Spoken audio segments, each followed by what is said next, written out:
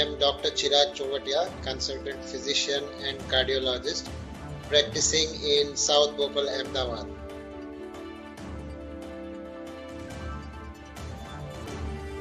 Well, heart failure is actually the inability of the heart to get the blood pumped to various organs to meet the needs.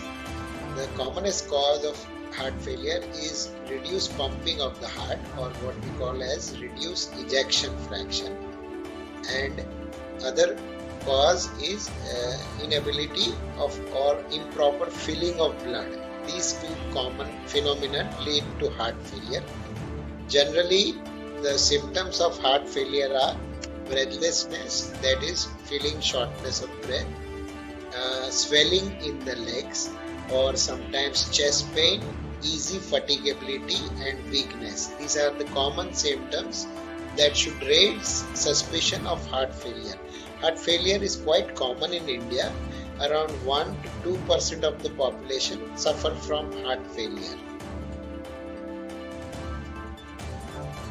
See, the people who are at most risk for developing heart failure are the people who have had an heart attack in the past, or people with some birth defects in the heart, or people who are long-standing diabetic, hypertensive, that is people with diabetes and high blood pressure, and especially the ones who are not adequately controlled or who do not take good care of these chronic illnesses.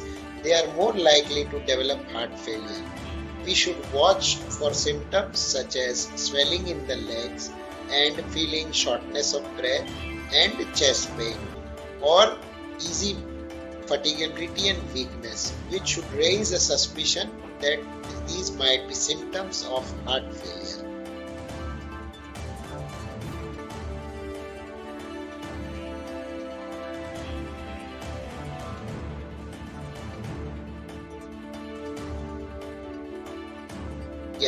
See, people who have been developed with recent heart failure, they need to know that first and foremost they need proper medical treatment, and the heart failure is very well manageable if you seek proper timely medical attention, follow the doctor's advice, and you are being treated with all newer medicines and old medicines, a combination, and it is easily manageable. And lately there are some new devices also which help in people who are having advanced heart failure and give very good results. So if there is someone you know or you yourself are having heart failure, then the first and foremost advice one needs to is visit the doctor, consult your doctor, and take timely follow-up and timely treatment, and follow all the lifestyle modifications. Yes, this is an area or modality of research, and there are many new treatment available where we previously thought that the patient or we can't do anything for the patient. Now those patients can be very easily managed by such devices, and there are a lot of new medications coming up which are helping even in the treatment of advanced heart failure. So there is very much a hopeful situation for many patients which otherwise would have been quite a dim scenario.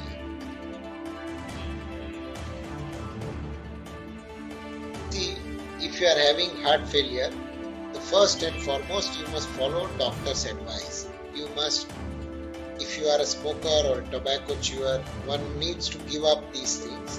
One needs to take less salt, because less salt will help you throughout the heart failure, manage heart failure better. If you are taking excess salt, that leads to water retention and makes it more difficult for the heart to pump blood. So salt reduction, adequate sleep, reduction of stress, smoking and tobacco cessation, these are some of the measures that can help.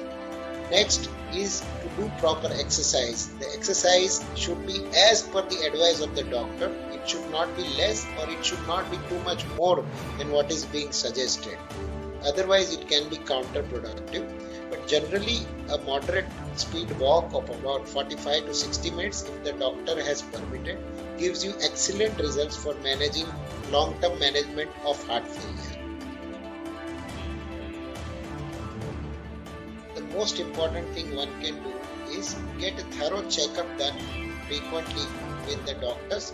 If one is a cardiac patient, one needs to say months to every 2 months one may need a follow-up. And if you do not have any cardiac history or no signs, at least a yearly checkup is good to rule out any hidden or COVID heart disease.